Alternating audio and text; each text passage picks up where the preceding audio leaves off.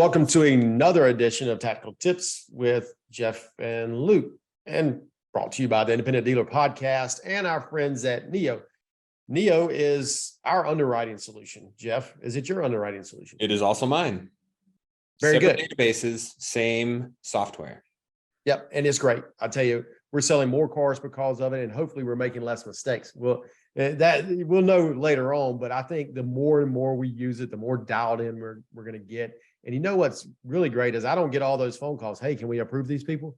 Because if they call me, I go, what do the numbers tell you? Trust Neo. Let's roll.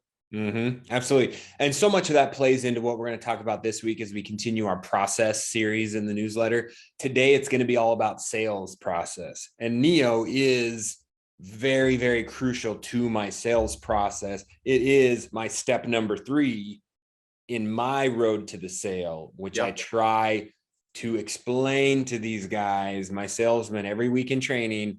I have got 5 steps to the sale. You must follow this process. Trust me. I've been at it 18 years. This is the way to do it. Don't invent your own sales process. Just stick to mine and you will be successful. You know, I think that's one thing we will actually attach to the newsletter this week is an example of a sales chart, flow chart, because it's so important. This should be your process. So let's hop right into it. Number one, and people forget about this sometimes, but number one in your sales process should be written down. What is a lead? Why is that important, Jeff? You know, well, I think it's important because if you're not getting good data in, you're not going to be able to track anything, right? So if salesmen aren't honest with themselves, and this isn't to get you, this isn't to prove that you're a bad salesman or a good salesman or to catch you. It is, hey man, we're just here to help. And if we're not putting good data in and being honest about what we're putting in, then there's no way to improve, right? Yep. I mean, if you count the lead twice when it's really the first lead, your numbers go all wacky, and then your advertising dollars get spent all wacky. So you've got to define what a lead is. Once you define that lead and how they are, you can go on to the next step. And what's the next step of that? Making sure that you're putting those leads in some sort of a database that is trackable. You need a CRM or something like a CRM that's going to give you the ability to track those. Not only do you just want that data forever because you paid to get that person to be here, you want their name and phone number somewhere other than just a Post-it note or the salesman's cell phone, or you need to put that into a central database where now you can pay attention to it. And you know what we do? We track it both ways. Of course, we use Neo as our CRM. All the leads go in there, but we also have another spreadsheet we use to compare at the end of the month. Hey, is what we're seeing here the same as what y'all saw in the lot? And the other one is a manual situation where you go in, you actually click it every time you do it.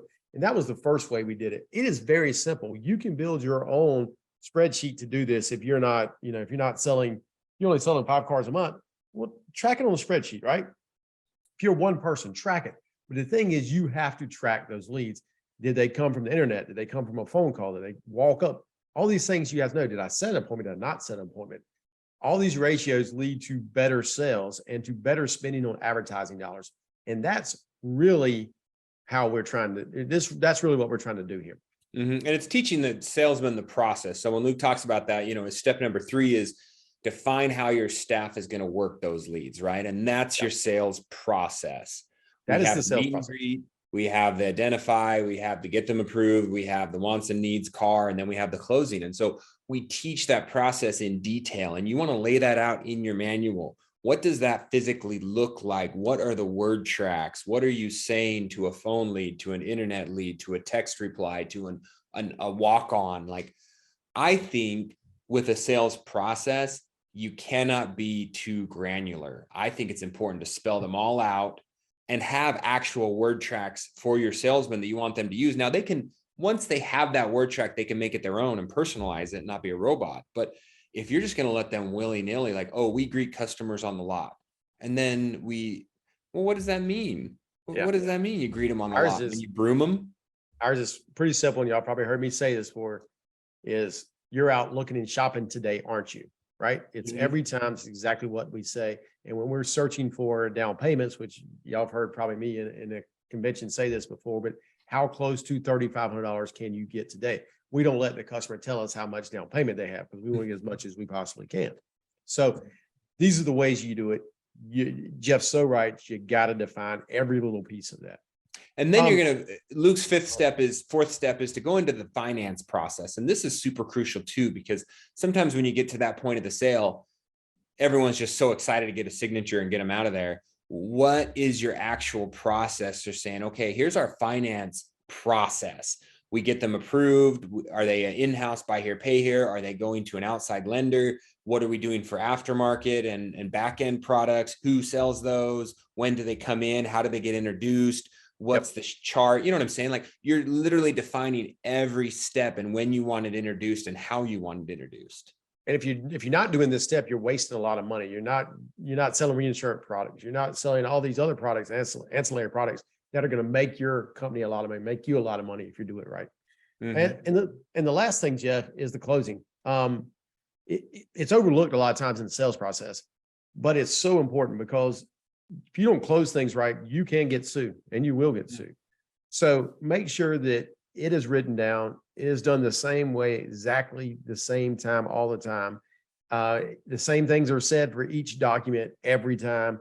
So if you write all these things down, you don't have to worry about it. You can have scripts. We have scripts for this. And it really, really helps us make sure that if we do get sued, hey, you said this to the customer. No, here's our manual. This is what we say to the customer. It's all so important, guys. If you guys have more than 2 to 3 salesmen and you haven't heard a document closing or a signing in a while, just sit next to them and listen to the next one. You will hear so many random things that were just thrown in for no reason. Why are we even talking about this? Why did you say this? Why did you go into this detail? It gets off the rails really quick if you don't have a set written policy that you continually train on. And then remind the salesman, this is what I want you to say when you show them this document. Or you use someone like Secure Close that has it all recorded and does it all for you. And maybe that is your process, but you have that documented. Hey, you do Secure Close by doing X, Y, and Z. That needs to be written down. And there's other people like Steve Levine, who we had on a couple of weeks back, who can help you write these documents too. So anyway, so many other processes when it comes to sales. So many other processes you could do, but that gets you guys started on those 5 steps. Yep. See you next week.